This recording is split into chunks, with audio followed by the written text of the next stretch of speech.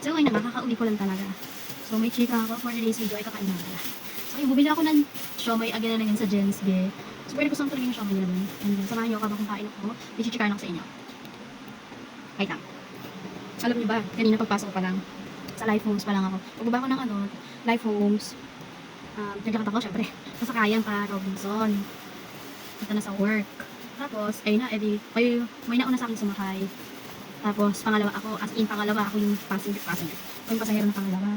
Tapos, may sumakay ulit na isa. Tapos may sumakay ulit na isa. Bali, apat na kami sa loob. Sa isang upuan na yun, be.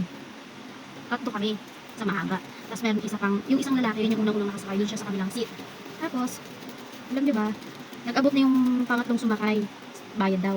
Sabi ko naman, ako din, parang sa isip ko lang naman, ako, paabutan lang ng bayad para mamaya hindi ako mag-abot-abot ng bayad. Tapos nagbayad na ako, babe. Tapos alam mo, inaabot katabi ko yung lalaking pangatlong sumakay. Ay, yung pang-apat na sumakay. Katabi ko siya.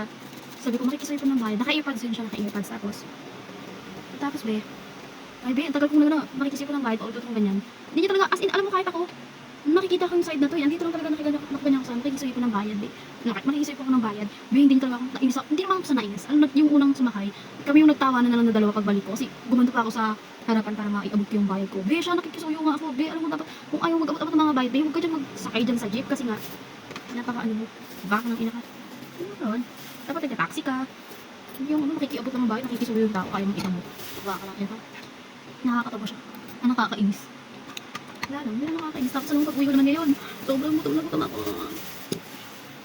Gutom na ako kanina. Alam mo ba, sa jeep, sobrang traffic pa. Nasa Meralco pa lang kami. Yung ano ko, hindi ang ginawa, wala akong candy. Nakiyan ako sa kasama ko, may candy mo siya. Sabi niya, wala din siyang candy. Wala akong choice yan. Nag-electric fan ako at yung gamit ko, mini fan na to. Tapos, muna talagang effect. Sobrang traffic pa. Naglagay ako ng kating ko. Ito, itong kating ko na to. Ganyan ako sa ilong ko, dito ko naman. Para maano yung sakit ng ulo ko, tapos nahihilo ko, nasusuka ako, talaga. Kasi sobrang traffic pa. Pag natulog ako, pinikit ko yung mata ko.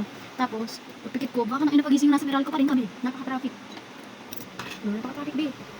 Paglagpas namin sa IPI, luwag na, hindi na siya ma-traffic. Ewan ko ang meron dun. Tapos pag ano ko naman, pagbaba ko ng journeys, bumili ako ng siomay, kumain din ako ng siomay dun.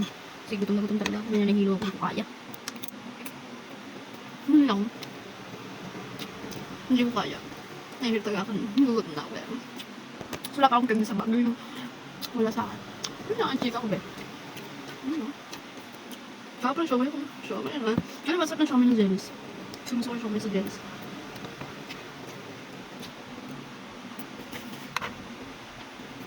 Ano lang siya?